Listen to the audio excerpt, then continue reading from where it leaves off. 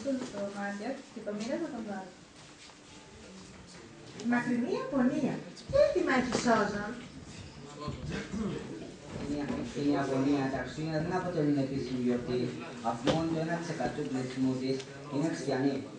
Ωστόσο, οι Ιάπωνες έμαθαν τα Χριστούγεννα.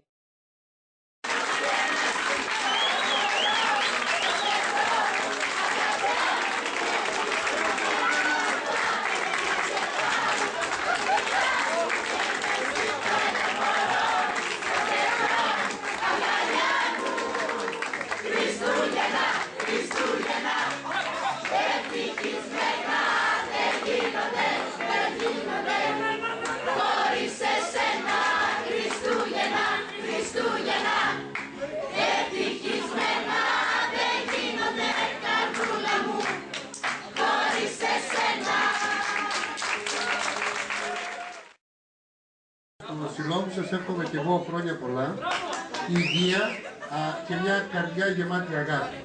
Και εκ μέρους των Αγίων εύχομαι στους καθηγητές να έχουν κουράγιο, δύναμη και σοφία.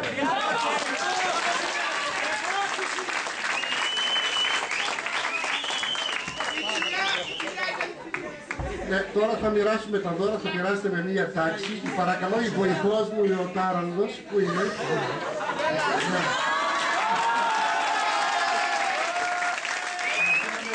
Γιατί έρχομαι από ένα φυλάκι με κουρασμένος.